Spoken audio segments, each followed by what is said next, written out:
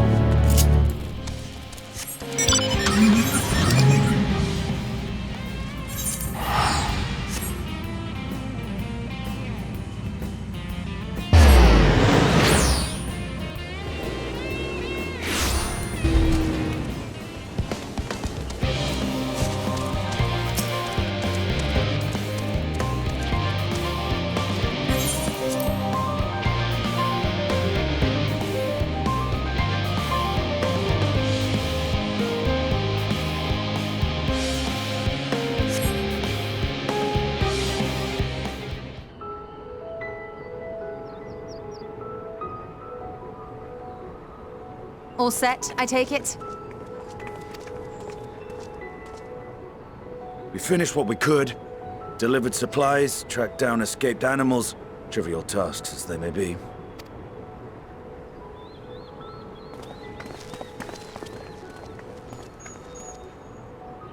That's enough, don't you think? If there was anything more important still undone, that would be a problem in itself. The vessel is essentially ready for departure. All that remains is to load the final batch of supplies and see everyone on board. Once we've readied the ether burner, that is. Ah, had a feeling we might find you all here. Our consultations with the Loperites, too, have run their course. Pleased I am to say that our researchers' concerns have for the most part been allayed, though some insist on making adjustments to the very end. For their part, Livingway and her peers have graciously offered to stay and keep the people company, lest any lingering queries go unanswered. All that remains is to wait for the refined adamantite. Alphino, are you there? It's me, Cryle. Your special delivery has arrived. Round up everyone and come to the harbor at once. Speak of the devil. Let us go at once.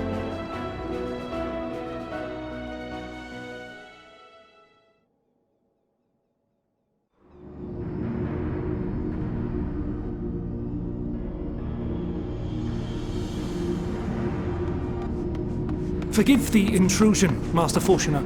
I bring urgent news. A great commotion has broken out in Scholar's Harbor. Your presence is requested, with all speed.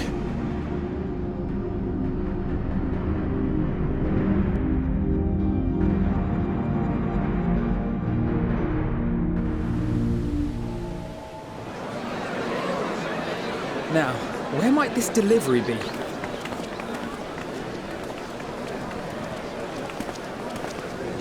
Oh.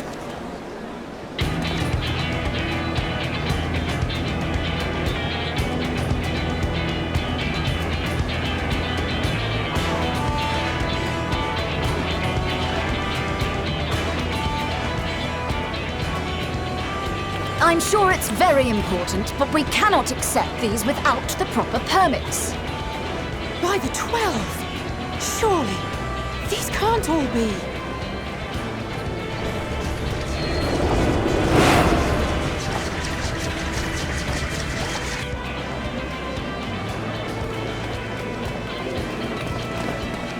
Bleeding hellfire!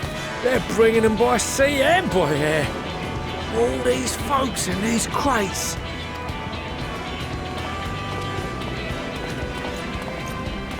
and more on the way. Got your adamantite right here. A bigger haul than any of these sorry bastards brought, and that's no lie. Yes, because you were charged with seeing the shipments from Gridania and Uldar here, along with your own. Give credit where credit is due. Sounds like the sorry whinging of a sore loser. And a hypocrite to boot. Ain't no way a scrawny whelp like you took a dozen steps inside a Dalaman shard. I'll have you know I went all the way to the entrance. Furthermore, 'twas my contacts that enabled us to enlist the cooperation of the Sky Pirates. Left you outside so you wouldn't get anyone killed, did they? Well then, credit where credit's due, you did a right fine job sitting on your ass. Take that back. Make me. I will not stoop to your level.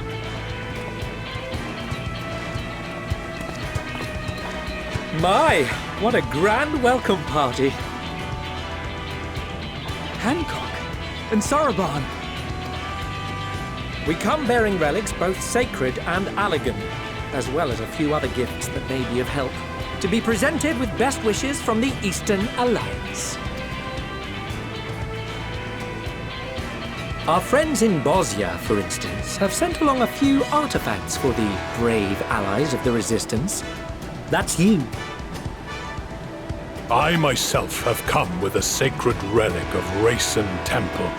'Twas passing fortunate that Senri's dango craving brought us to Kugane. We arrived precisely as Hancock was making his arrangements. Upon learning of your need, we made haste back to Hell's Lid, with our dango, never fear, and consulted with the other auspices. All consented to the lending of Tenzin's legendary Phoenix Blade for this noble cause. Suzaku and Seiryu were nevertheless worried that it might be lost in transit, however, and insisted upon accompanying me to Onakoru, where I had intended to entrust it to our Confederate allies. I thought instead to give it over to Hancock when we chanced to cross paths yet again. But alas, Seiryu remained ill at ease and ordered me see the blade into your hands personally or die trying. We did, of course, need quite the impressive vessel to get it all here in time. Fortunately, our majestic associates have been more than helpful. 'Tis an honor to join the Warrior of Light on another adventure, they tell me.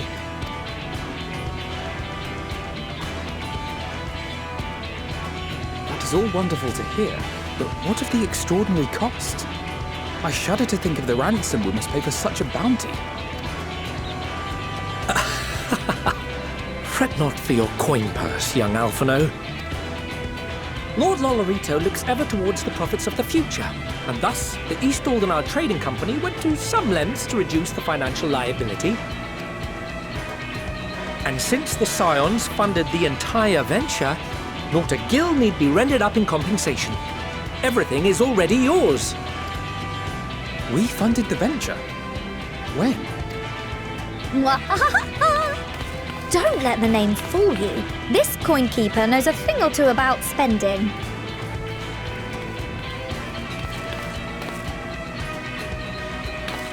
When it comes to capital investiture, a sprinkling of gil here and there will not do.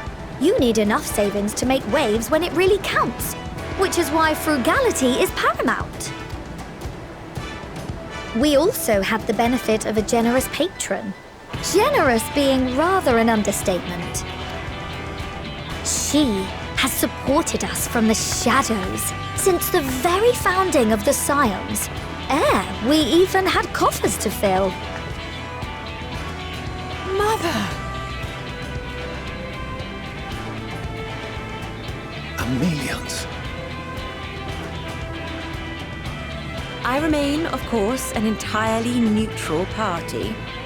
I simply thought our family's coffers were needlessly full.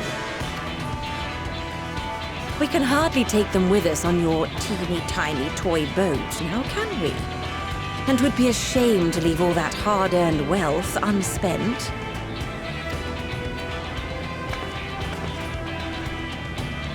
Waste not.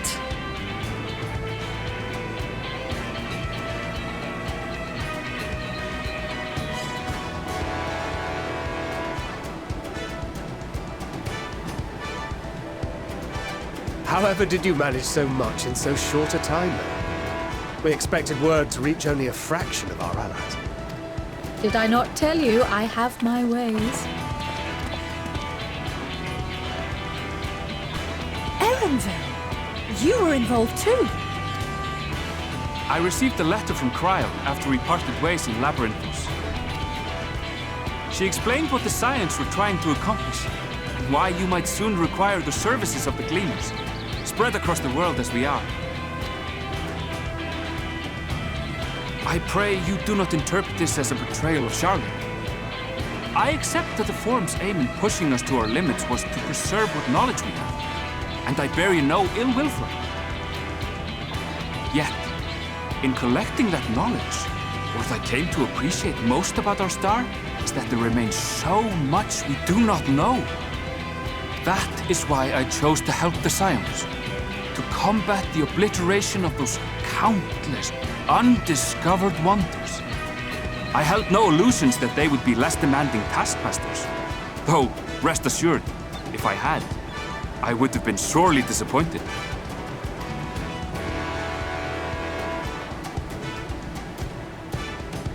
To make a long story short, the whole of the guild ship cooperated to ensure your call was heard far and wide.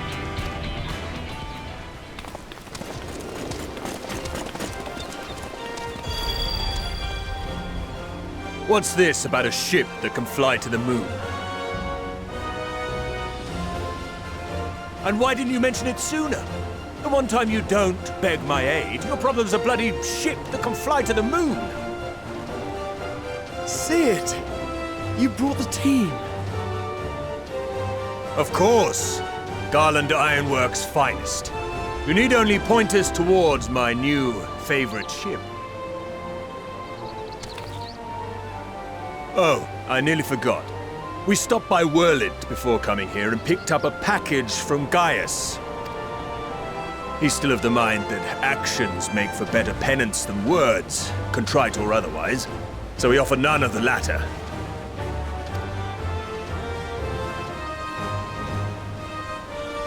What he sent is an Allagan relic Valens used in his weapons experiments.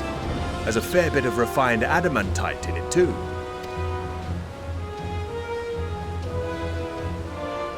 As you like us not suspect, we've also brought adamantite for Mordona's Dalamud shard.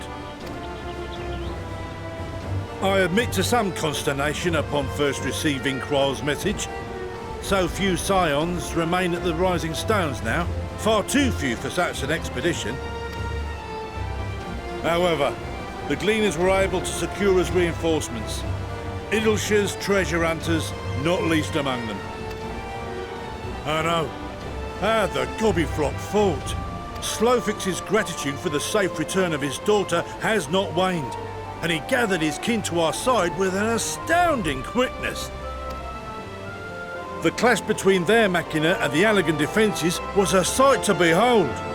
I wager even you would have been impressed by the magnitude of the Gobby booms. Fascinating as all this is, I fail to see how it explains your presence here. Does Razat-Han not have more pressing concerns?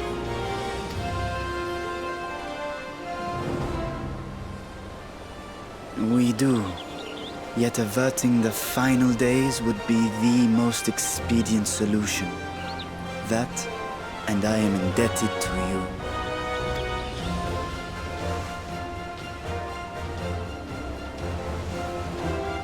Though they chose to take their leave of Thavnair, those you saved in Galimund remain my people.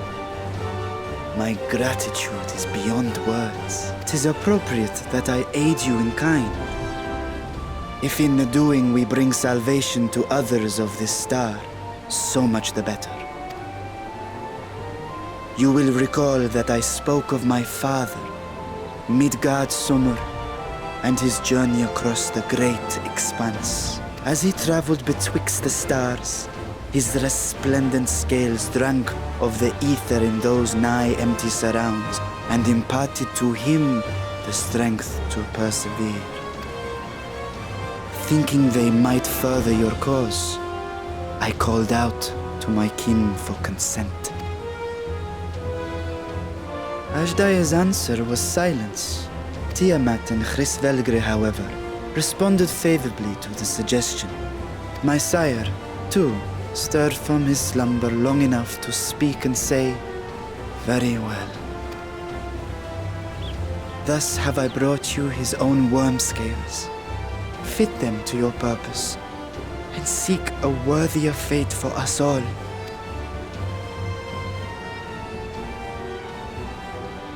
You'd be hard-pressed to find someone else so familiar with the unique properties of dragon scales. So I invited myself along.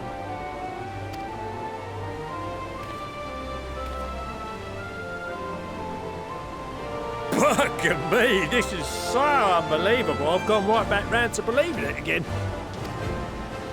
If we get a 6% gain in efficiency, with all these goodies, we could get 7, no, 10, no, 14 bleeding percent. Think of how far we could go! What we could do with that much power! What we could blow up! If Kokol is duly convinced, then it must be true. In which case, the Scion's end of the bargain has been fulfilled. Would you not agree?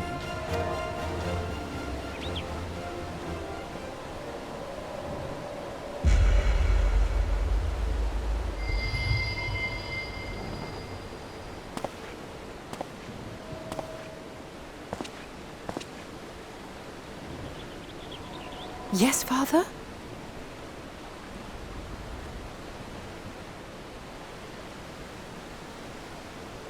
I know not what you seek of Hydaelyn, nor for what purpose you would take command of our ship. Yet this much is certain. To do so will be to dictate the fate of this star and the lives upon it, the lives of each and every creature, in their magnitude and their fragility. Do you understand? And are you prepared? We have seen and we have felt how much each life shapes this world. And so we are determined to abandon none. We understand what is at stake, and we are prepared to bear this burden.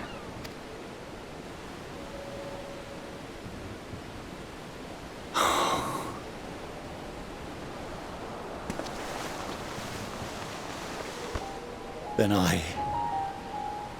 I will bear it with you. I beg you, share your struggles with me, as family.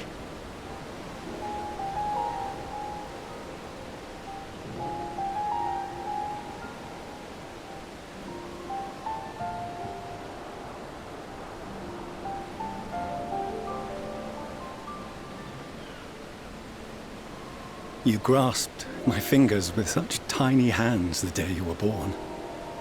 I thought my heart might burst. 'Twas love and happiness beyond expression. Overwhelming, and a conviction so powerful that I trembled with something close to rage. I had heard the final days foretold. I swore to myself then and there that I would not let them steal your futures.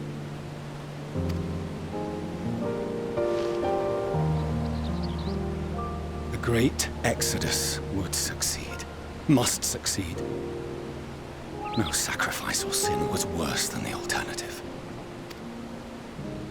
If anything gave me pause, 'twas mine own father. The Archon Louisoix openly decried Charlian's policies, a perspective which I regarded with increasing disdain as I grew older. Yet even as part of me thought him a fool, Perhaps I also hoped that he, of all people, would devise a brilliant means to save my children.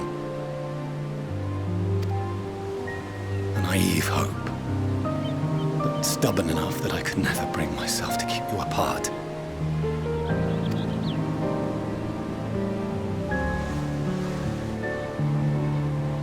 No, that was his doing, when he perished at Cartano.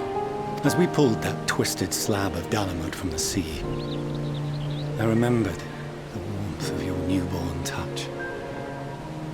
Chastened, I vowed never again to suffer any interference in my mission to protect you. No matter that you yourselves wished otherwise. Detest me, fight me tooth and nail, I would suffer it, and more. And be satisfied so long as I could force you onto the ship.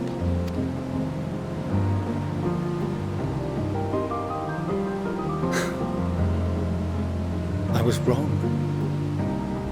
You two have grown so much stronger and so much wiser than I dared dream. You have earned the right to walk your own path, and already begun to do so. Good. Because there are things we care about, and people we love, and none of them is replaceable. It cannot have been an easy journey for you to have come so far. We shall be glad to acquaint you with the finer details someday, once this danger has passed. All that we have seen and heard, that we have felt and learned in our travels. Ours is not a kind world, but it is beautiful. Always. Oh no. Are you quite sure that's wise? After all, someone turns pale and flees the room when he sees so much as an envelope containing word of your adventures. Whatever will happen if he learns what you were really up to? Millions.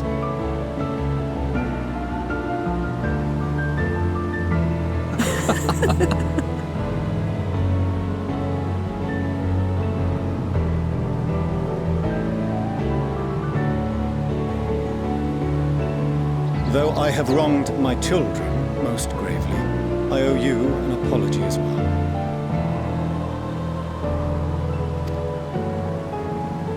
I assumed that it was the Scion's influence that made them so keen to charge headlong into danger.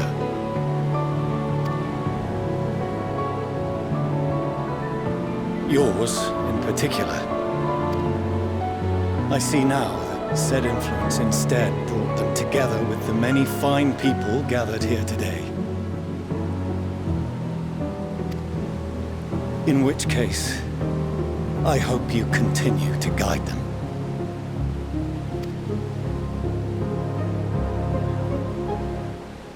If we've finished loitering about the harbor, might I suggest we put our plans into motion? People are beginning to look confused. Perhaps you can spare a few words ere they resume the tedious lugging of cargo. You've no small number of friends and admirers here after all.